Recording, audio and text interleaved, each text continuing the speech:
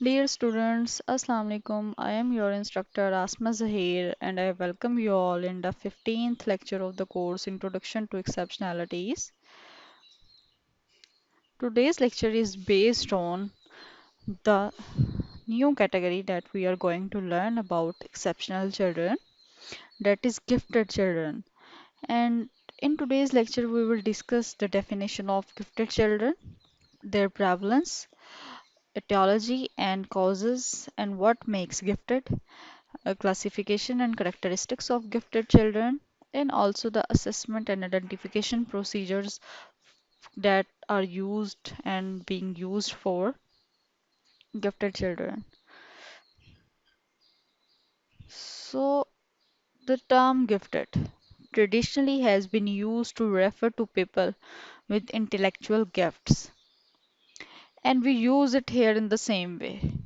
Each culture defines giftedness in its own image, in terms of the abilities that culture values.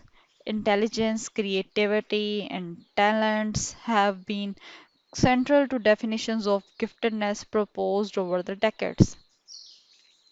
Lewis and Terman, one of the field's pioneers, defined gifted individuals as those who score in the top 2% of the standardized test of intelligence.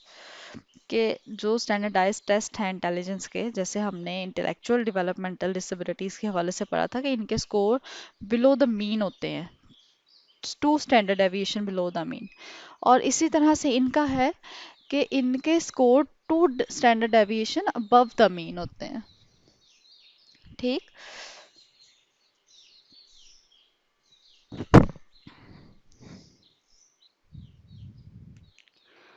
So Whitty described gifted children as those whose performance is consistently remarkable in any potentially valuable area. The current and still evolving definitions of gifted children continues to reflect these three elements which I have discussed, elements of intelligence, creativity and talent.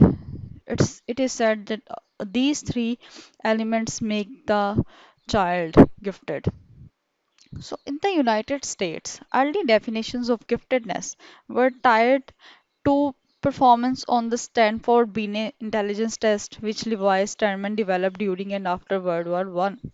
So, children who scored an intelligent quotient score above an agreed on points such as 130 or 140 IQ level were called gifted. They represented from 1 to 3% of their age group population.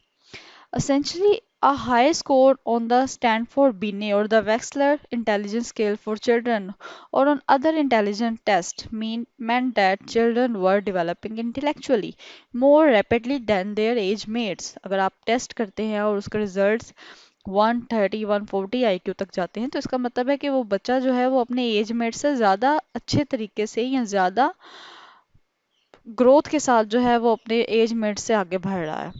ठीक। So, what was unique?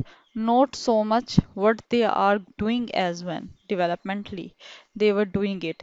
A child playing chess is not phenomena, but a child playing chess seriously at the age of 5 is a matter of concern. So many children write poetry, but not at the age of 6, when most are just learning to read. So ये जो चीज़ें हैं ये बच्चे को gifted बनाती हैं। Early rapid development is one of the clear indicators of high intellectual ability, and that is what intelligence test measures. So let's come to the federal definition of giftedness. Children and youth with outstanding talent perform or show the potential for performing at remarkably high levels of accomplishment when compared with others of their age, experience, or environment. बच्चे high level potential show कर रहे हैं IQ tests में और वैसे भी अपने academic environment में। अगर उनको कंपेयर किया जाए उनकी एज के, उनके एक्सपीरियंस के और उन्हीं के इन्वायरमेंट के बच्चों के साथ, तो वो हाई लेवल का परफॉर्म कर रहे हैं। These children and youth exhibit high performance capacity in intellectual, creative, and or artistic areas. possess an unusual leadership capacity or excel in specific academic fields like reading, mathematics, कुछ किसी भी academic field में वो excel कर सकते हैं। सो इन बच्चों के पास आर्टिस्टिक एबिलिटीज़ हैं, इंटेलेक्चुअल एबिलिटी है, क्रिएटिव और आर्टिस्टिक जो एबिलिटीज़ हैं वो दूसरे अपने नॉर्मल पीयर्स से ज़्यादा है। तो इसका मतलब है कि वो एक गिफ्टेडनेस पोजेस करते हैं।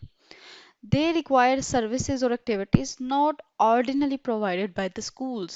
Schools में जो services, जो activities, जो उनको academics provide की जा रही हैं, वो उनकी need नहीं है असल में। उसको इससे इनसे बहुत ज़्यादा चाहिए।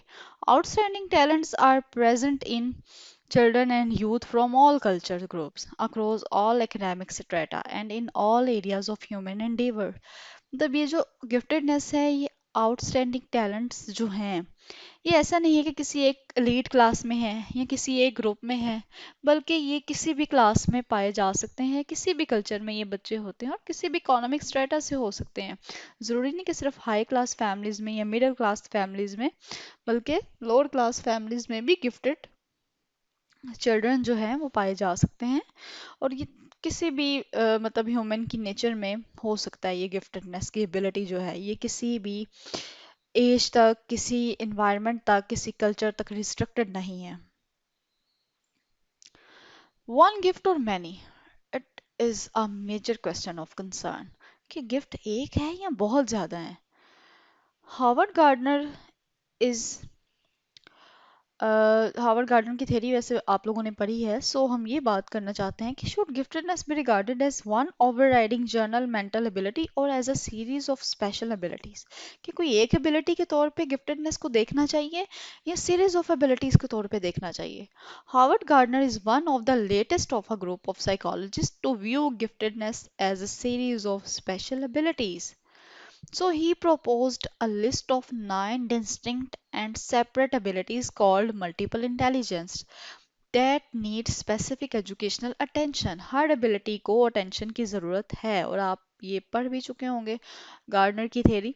सो linguistic, logical, mathematical, musical, spatial, bodily, kinesthetic, interpersonal, intrapersonal, naturalistic और जो बाद में उसके टर्म आई थी existential is another ability which is often included but is not unconfirmed. So everyone knows persons who are particularly good at one or two of the abilities listed by Gardner, but who are not superior at them all. Think of a student who is a math whiz but is not expert in linguistic or interpersonal intelligence. So हर बच्चे में ये abilities जो हैं ये vary कर रही होंगी. Some students seem to be particularly gifted in spatial intelligence but have only above average ability in other areas. ठीक?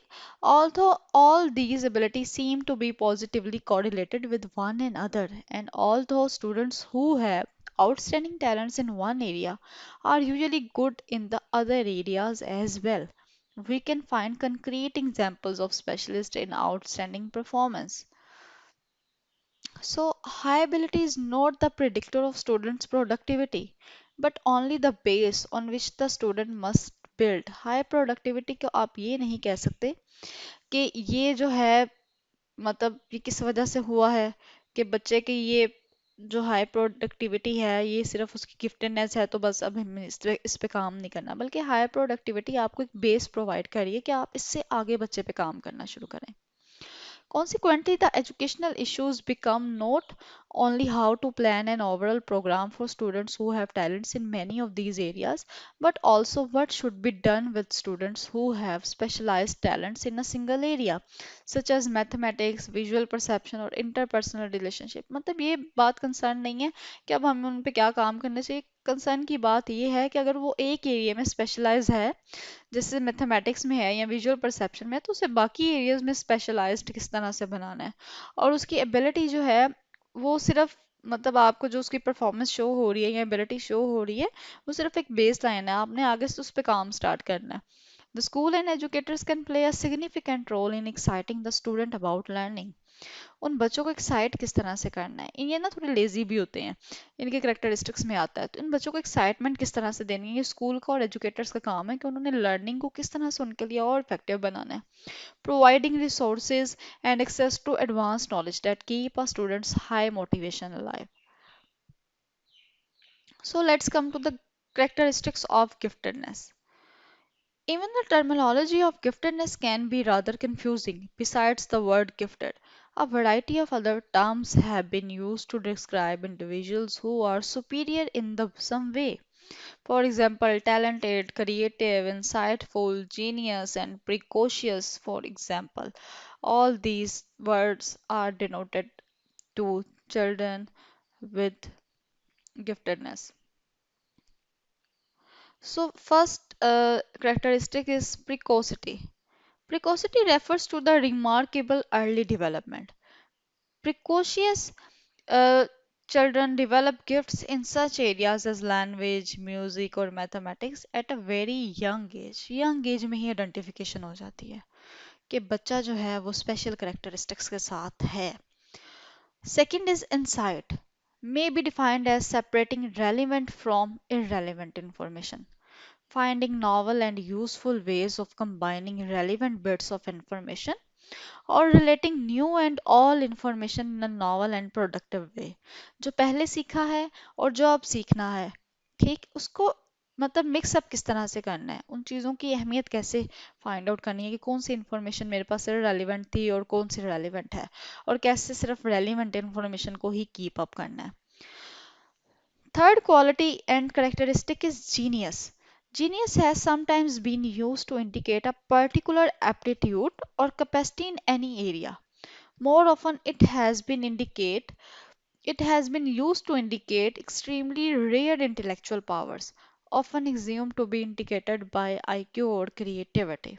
So real intellectual powers जो होती हैं ये geniusness कहलाती है. जैसे आपने देखा कि जीनियस वर्ड रिकॉर्ड जो है वो कायम है, ठीक, तो जो एक पर्टिकुलर एरिया में एबिलिटी है वो जीनियसनेस कहलाती है.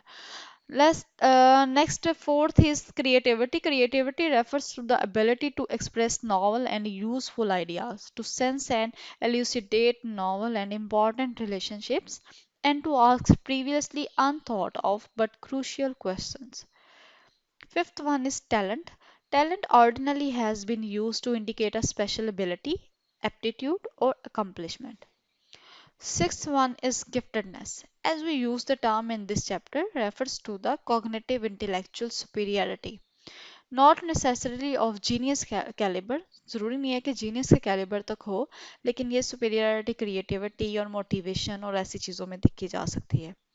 So, superiority, creativity, and motivation in combination and of sufficient magnitude to set children apart from the vast variety of their age peers and make it possible for them to contribute something to particular value to society.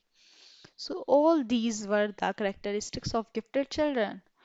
प्रॉक्सिटी होनी चाहिए, insight हो, insightful हो, genius हो, creativity हो, talent हो, giftedness हो, और इनमें से ज़रूरी नहीं कि ये सारी एक बच्चे में एग्जिस्ट करनी हो, इनमें से कुछ भी एग्जिस्ट कर सकती हैं. सो prevalence. Federal reports and legislation have assumed that 3 to 5% of the US school population could be considered to have special gifts or talents.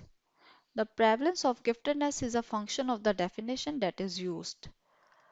So, हम कह रहे हैं कि बच्चा गिफ्टेड है, तो ये किस वजह से है? डेफिनेशन की वजह से, जिस तरह से बच्चे को डेफिनेशन बच्चे को डिफाइन कर रही है.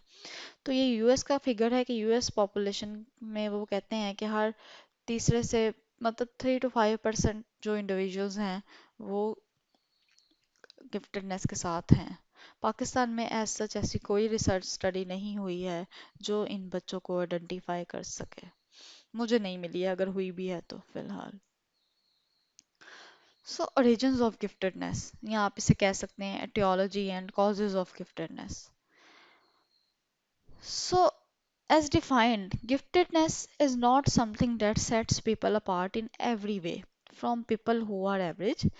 Instead, it refers to specific valued and unusual talents that people may exhibit during some periods of their lives.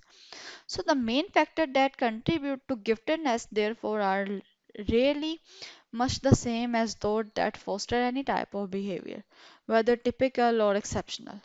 सो कोई भी जिस तरह से बिहेवियर है, हम गिफ्टेडनेस को ये नहीं लेंगे कि ये किसी खास करेक्टरिस्टिक्स की वजह से पैदा होती है, बल्कि ये भी उन्हीं ओरिजिन्स की वजह से पैदा होती है जिस वजह से बाकी बिहेवियर्स हैं, जिस वजह से बाकी डिसेबिलिटीज़ हैं। ये तो डिसेबिलिटी नहीं है, ये तो एक्सेप्शनैलिटी है। लेकिन बात ये की जा रही है कि फैक्टर्स रीज़न सेम ही है, जैसे कि बायोलॉजिकल और जेनेटिक फैक्टर्स, और दूसरा क्या है, सोशल फैक्टर्स। जब हम जेनेटिक और बायोलॉजिकल फैक्टर्स की बात करते हैं तो उसमें आ जाते हैं न्यूरोलॉजिकल फंक्शनिंग और न्यूट्रिशन। ठीक है, बच्चा बाय बर्थ जो है उसका जेनेटिक मटेरियल क्या था, जेनेटिक मेकअप क्या था, ठीक है, और बाद में उसको बायोलॉजिकल फैक्टर्स में आ जाता है कि उसको न्यूट्रिशन किस तरह की मिली। ये चीज़ें बच्चे को गिफ्टेड बनाने में या ना बनाने में हेल्प आउट करती हैं। दूसरी चीज जो है वो है social factors.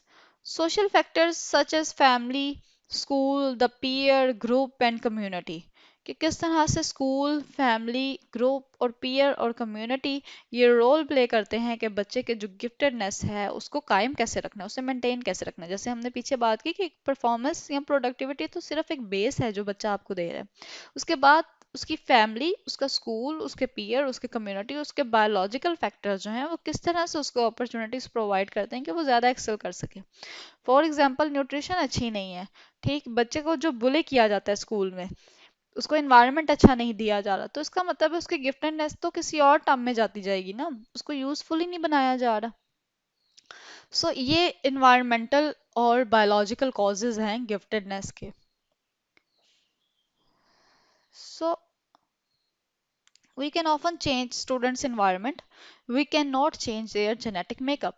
Although giftedness may be determined in parts of one's genetic inheritance, whatever genetic combinations are involved are exceedingly complex and not disturbed according to race or social class.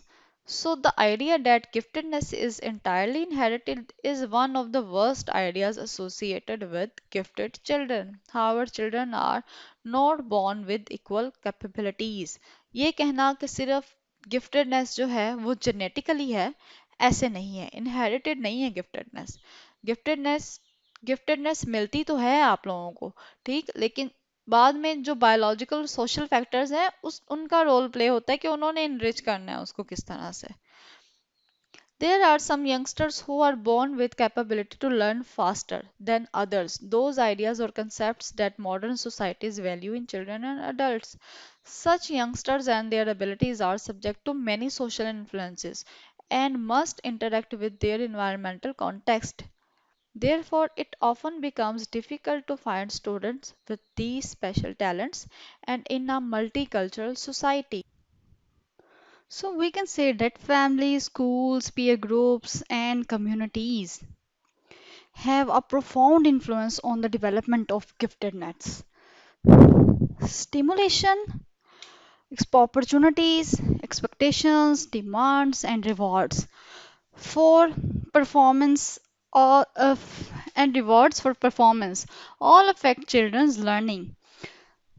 मतलब gifted children में उनके जितना आप उन्हें exposure provide करेंगे, जितने उनको experiences provide करेंगे, जितनी आप उनसे अपॉर्चुनिटीज़ करवाएंगे, सॉरी, जितनी आप उनसे एक्सपेरिमेंट्स करवाएंगे, उतनी ही ज़्यादा उनकी जो गिफ्टेडनेस की क्वालिटीज़ हैं वो इम्प्रूव होंगी, उतनी ज़्यादा उनकी एबिलिटीज़ जो हैं वो पॉलिश होंगी। Let's come to the identification and assessment procedures for gifted children. Most states and school districts use a combination of tests and assessment tools to identify gifted students. Relying on a single test or instrument to identify gifted student is uninformative and disadvantageous.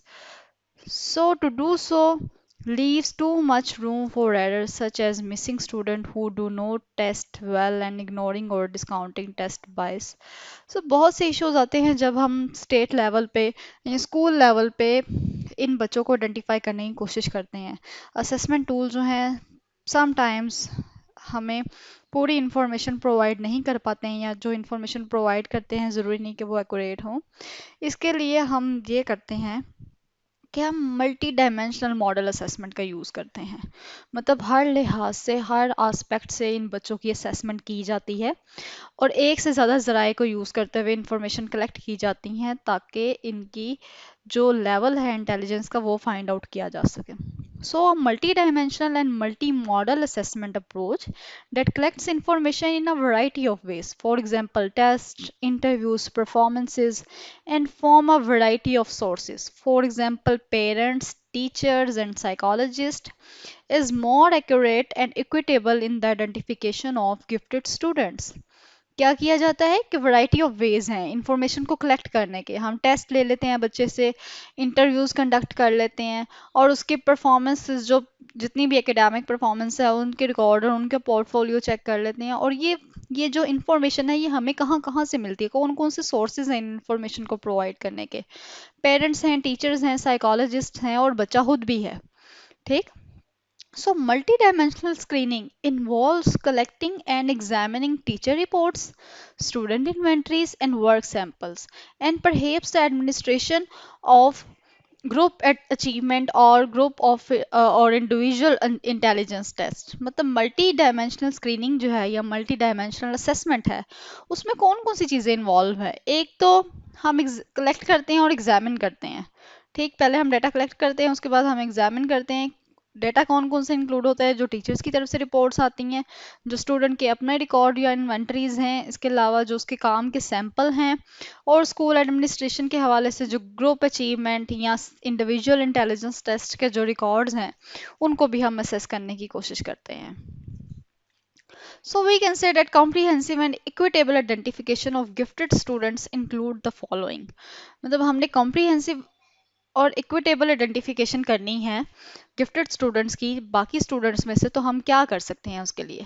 हम उसके लिए ये कर सकते हैं कि group और individual test ले लें, अचीवमेंट टेस्ट कंडक्ट कर लें, प्रोफिशिएंसी और स्टेट टेस्ट जो होते हैं वो कंडक्ट कर लें, पोर्टफोलियो ऑफ स्टूडेंट वर्क, जितना भी एकेडमिक वर्क उसका पास्ट प्रीवियस होता है उसको इकट्ठा करके, स्टूडेंट परफॉर्मेंस और प्रोडक्ट्स, स्टूडेंट ने कोई परफॉर्मेंस या कोई प्रोडक्ट बनाई है, खुद से कोई चीज़ जनरेट की है तो वो, टीचर नॉमिनेशन, टीचर जो नॉमिनेट कर दे कि ये स्टूडेंट ऐसा है, या और टीचर्स की तरफ से डाटा, पेरेंट्स, फैमिली और केयर गिवर्स की तरफ से डाटा, सेल्फ नॉमिनेशन, बच्चा खुद अपने बारे में बताया, उसके पीयर्स उसके बारे में बताया, एक्स्ट्रा करिकुलर और लेयर एक्टिविटीज़ जो हैं वो किस तरह की है, उसकी क्या रुझानात है, किस तरह वो ज़्यादा, कौन सी एक्टिविटीज़ में वो ज़्यादा फील करता है अपने आप को सिक्योर, और कौन सी एक्टिविटीज़ में वो ज़्यादा जो है पॉलिश्ड है या ज़्यादा अपनी प्रोडक्टिविटी शो कर रहा है।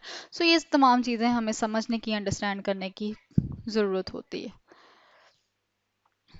So, Clark describes such an approach based on a model first developed by California Association for Gifted Children, the progressive filtering approach। Clark ने भी एक अप्रोच दी इसी तरह से, ये डेटा कलेक्शन के हवाले से कि हम किस तरह से मुख्तलिफ लोगों से डेटा कलेक्ट कर सकते हैं, तो क्लार्क ने इसको प्रोग्रेसिव फिल्टरिंग अप्रोच कहा है। Refines a large pool of potentially gifted students down to a smaller formally identified group. The time consuming and thorough process entails developing of a large pool of potentially gifted students, like screening, testing, consulting, and analyzing data, making identification and placement decisions, placement in gifted program, and developing an appropriate educational program। और एक appropriate educational programme, पहले हम screen out करते हैं बच्चों को।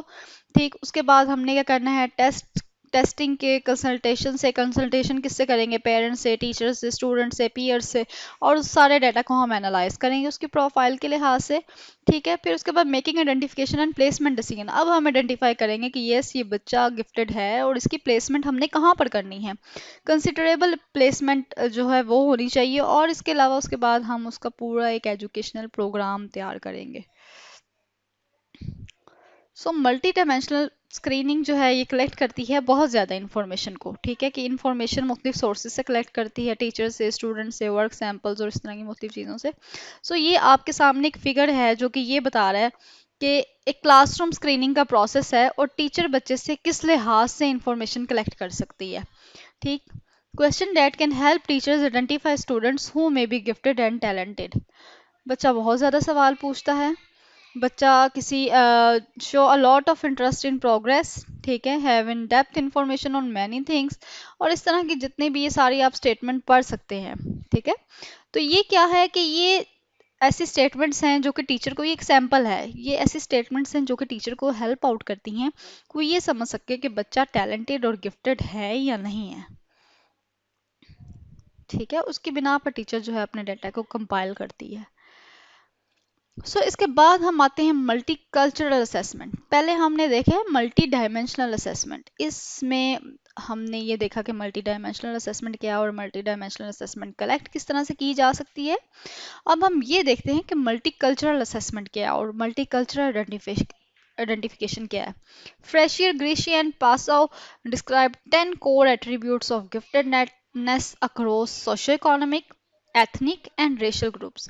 Gifted people across ethnic groups demonstrate communication skills, imagination or creativity, humor, inquiry, insight, interest, memory, motivation, problem solving and reasoning, ठीक है। इन लोगों के नज़दीक ये 10 कोर करेक्टरिस्टिक्स हैं जो कि गिफ्टेड स्टूडेंट्स में होनी चाहिए, ठीक, चाहे वो किसी भी सोशो इकोनॉमिक स्टेटस से हो, किसी भी एथनिक बैकग्राउंड से हो और किसी भी रेशियल ग्रुप से बिलोंग करते हो।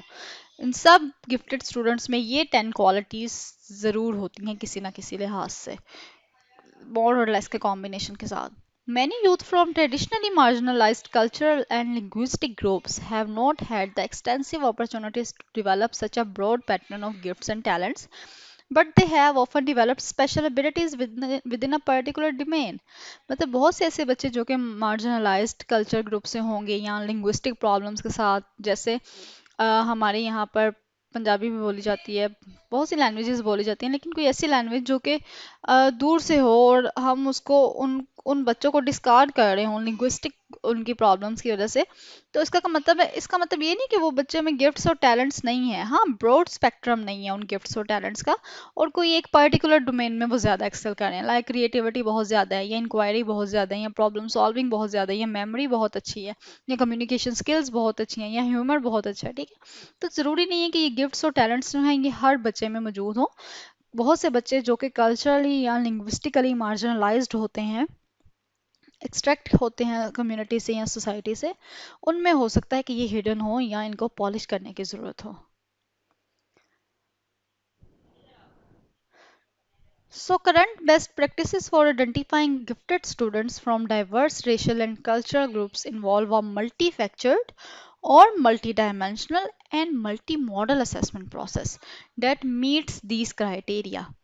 जब हमने मल्टी कल्चरल असेसमेंट करनी है ऐसे बच्चों की जो कि मुख्तलिफ रेसेस से, मुख्तलिफ कल्चर से बिलोंग कर रहे हैं, मतलब आपके पास बच्चे क्लास, आपके पास एक क्लास है जिसमें सराइकी बच्चे भी बैठे हैं, सिंधी बच्चे भी बैठे हैं, बलोची भी बैठे हैं, सवात से भी आए हुए बैठे हैं, तो ये अपनी अपनी लैंग्वेजेस, अपने अपने कल्चर्स के साथ होंगे।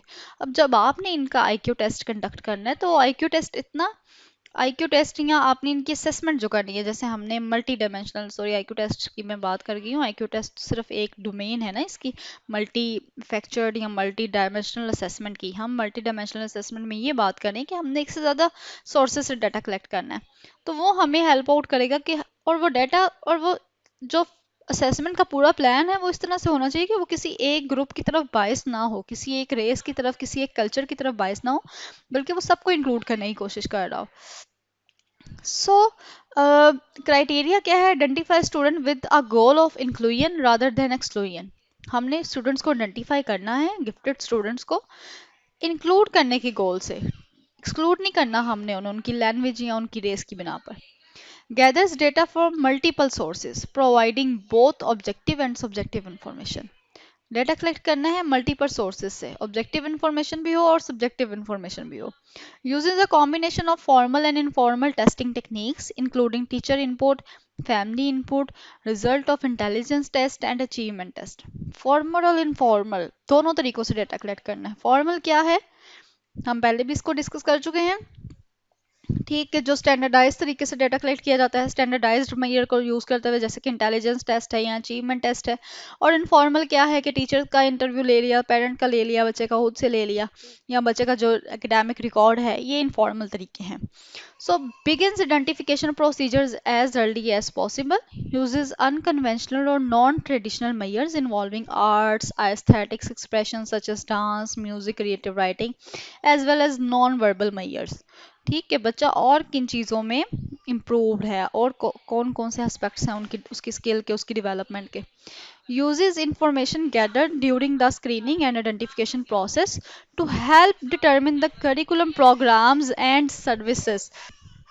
ठीक है, इंफॉर्मेशन गैदर की जाती है स्क्रीनिंग के आइडेंटिफिकेशन के पर्पस के लिए, ताकि उसके बाद हम उनका करिकुलम प्रोग्राम्स और सर्विसेज प्लान कर सकें। So Maker developed an assessment procedure to identify. Maker has also develop, ठीक है, हमने ये मल्टी डायमेंशनल की बात की और मल्टीफैक्चर्ड की बात की, जो कि ये जो रिसर्चर्स हैं कस्टेलानो, फ्रेजियर, क्लार्क, फोर्ड ने दी है। उसके बाद हम एक और रिसर्चर हैं जिन्होंने हमें इस चीज़ से इंट्रोड्यूस करवाया कि और कैसे ये मल्टी असेसमेंट की जा सकती है। So, Maker developed an assessment procedure to identify gifted children from different racial and cultural groups called Discover. Discover means discovering strengths and capabilities while observing varied ethnic responses, कि हमने strengths और capabilities को भी देखना है, लेकिन हमने ethnic responses को बायसनेस की बिना पे अलग नहीं कर देना, उनको भी शामिल करना है। So discover involves a series of 5 progressively more complex problems that provide children various ways to demonstrate their problem solving competence by interacting with the content and with one another, कि कंटेंट से और एक दूसरे से interact करके वो problem solving होती है। जो ये इसके टेस्ट है, 5 डिफरेंट टेस्ट हैं उसमें, प्रॉब्लम सॉल्विंग जो प्रोसीजर्स हैं, 5 डिफरेंट टेस्ट है उसमें डिस्कवर में। ये आप इंटरनेट पे सर्च कर सकते हैं इसका नाम लिख के, तो आपको काफ़ी आइडिया हो जाएगा कि किस तरह से इन बच्चों को हम असेस कर सकते हैं, किस तरह से हम इन्हें आइडेंटिफाई कर सकते हैं कि ये बच्चा एक्स्ट्रा ऑर्डिनरी टैलेंट्स या एक्स्ट्रा ऑर्डिनरी एबिलिटीज़ के साथ है जो कि दूसरे में नहीं है, दूसरे बच्चों में नहीं है। So this was from my side for today's lecture. In next lecture, inshallah, we will discuss educational considerations, technology, and all the related topics. Thank you so much. Allah Hafiz.